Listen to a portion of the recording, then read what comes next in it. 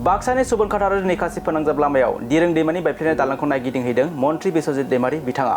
बागानपारा मण्डल बिजेपिनि आफादगिरि चक्र कलिता, बिजेपि प्रदेश एसटि मोर्चानि सोद्रोमा मधु नार्जारि बिथांजों लोगोसे गोबां दैदेनगिरि आरो मावथिफोरनि नाजानायाव ओनसोलनि सुबुंफोरजों लोगोसे दालांसिम दावबायहैयो।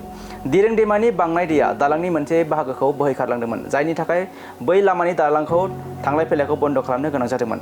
रायजो राजाफोरनि हान्थामेलानि थाखाय औवानि दालां बाहायगासिनो दं। साननैसो सिगां दै देरनायनि जाउनाव बे औवानि दालांखौबो खहा खालामदोंमोन, जायनि जाहोनाव लामाया आबुङै बन्द जानो गोनां जादोंमोन। मन्त्रि बिश्वजित दैमारिनि थान्दैफोरा ओनसोलनि सुबुंफोरखौ औवानि दालां लुफिननो थाखाय राङारि हेफाजाब होगोन होनना खोथा होयो। बेजों लोगोसे हान्जाया इयुनाव दिरों दैमानि सायाव थानाय दालांखौ पाक्कानि लुफुंनाय जागोन होननानैबो खोथा होयो। मख'नो गोनांदि दिरों दैमानि सायाव थानाय दालांनि थाखाय सुबुनखाथा आरो निकासि ओनसोलनि सुबुंफोरा गोबाव समनिफ्रायनो दाबि खालामबोगासिनो दंमोन।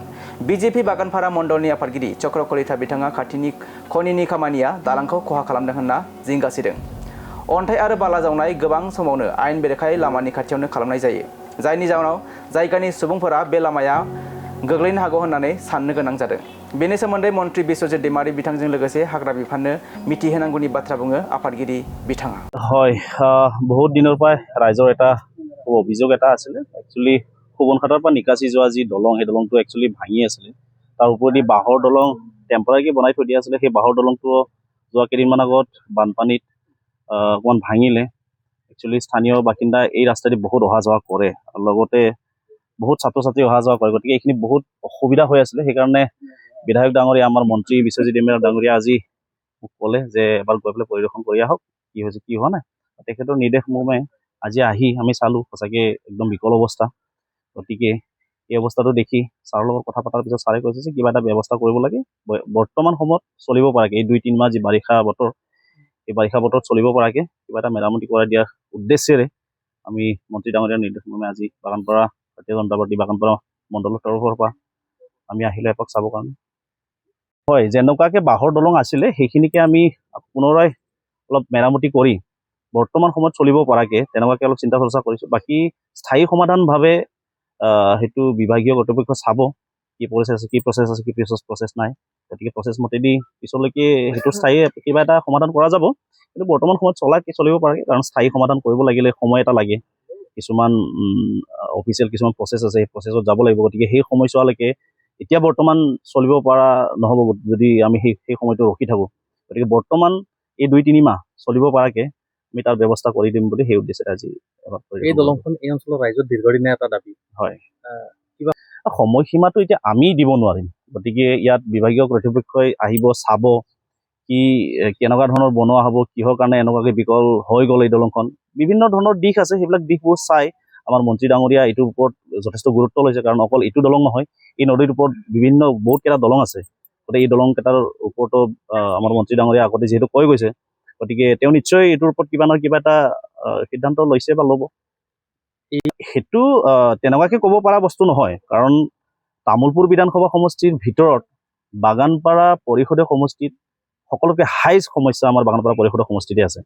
গতিকে এইটোও নকওঁ যে আমি এই 5 বছৰৰ ভিতৰত নহ'ব, কিন্তু এইটোও নকওঁ যে আমি একদম 2 এদিনৰ ভিতৰতে হ'ব, সেইটোও নকওঁ। সময় এটা লাগে চব কামৰে। গতিকে চাওঁ, আৰু নিশ্চয় আমি আশাবাদী আমাৰ এই সমস্যাবিলাক সমাধান হ'ব। হয়, এই নিকাচি আৰু আমাৰ সুবনখাটা যিটো এটা দীৰ্ঘদিনীয়া সমস্যা, এই সমস্যাটোৰ বিষয়ে আমি আগৰ পৰা গম পাই আহিছোঁ। কিন্তু আজি আমাৰ সন্মানীয় মন্ত্ৰী মহোদয় বিশ্বজিত दैमाৰি ডাঙৰীয়াই আমাক এটা বাগানপাৰা মণ্ডল হিচাপে নিৰ্দেশ এটা দিলে যে আপোনালোক গৈ দল এটা গৈ এইটো মানে নিৰীক্ষণ এটা কৰিব লাগে, কেনেকুৱা হৈছে মানুহখিনিৰ।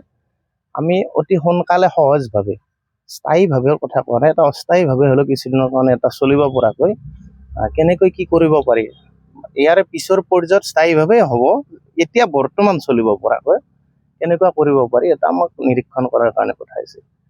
আৰু নিৰীক্ষণ কৰিলোঁ, আমাৰ বহুকেইজন আমাৰ সহপাঠী আহিছে। ইয়াতে আমি দেখা পালোঁ দলঙৰ ওচৰতে দলংখন ভাঙি গৈছে। কিয় দলংখন ভাঙি যোৱাৰ কিছুমান আমাৰ অনুভৱ হৈছে কাৰণবোৰ। আমি যদিও ইঞ্জিনিয়াৰ নহয়, ওচৰতে আমি জনামতে দলংখনৰ পৰা 500 মিটাৰমান দূৰতহে আমাৰ যিটো গ্ৰেভেল মানে শিল পাথৰ বালি উঠাব লাগে। এই মহলবিলাকৰ মালিকে নে কাৰ এইটো গেফালিটি নেকি নাজানো, দলঙৰ একেবাৰে ওচৰতে এইবিলাক উঠাইছে। আজিও আমি দেখিছোঁ ট্ৰেক্টৰবিলাকে উঠাই আছে, যাৰ কাৰণে তাৰে পিলাৰবোৰ মানে পোষ্টবোৰ বহি গৈছে, গৈ দলংখন মানে বিজুতি ঘটিছে। গতিকে এইবিলাক আচলতে আমি ৰেঞ্জাৰ মহোদয়, ডিএফও মহোদয়ৰ এইবিলাক চাবৰ কাৰণে আমি অনুৰোধ জনাইছোঁ। আৰু এইখিনি কথা আমি সন্মানীয় মন্ত্ৰী মহোদয়কো আমি অৱগত কৰিম যে দলংখন তাত যদি টিকিব লাগে ভৱিষ্যতো এটা কাৰা নিৰ্দেশ এটা থাকিব লাগে। কমচে কম 500 মিটাৰ মানৰ ওচৰে পাজৰে যাতে কোনেও শিল বালিবিলাক খনন নকৰে, এইটোৱে আৰু কথা।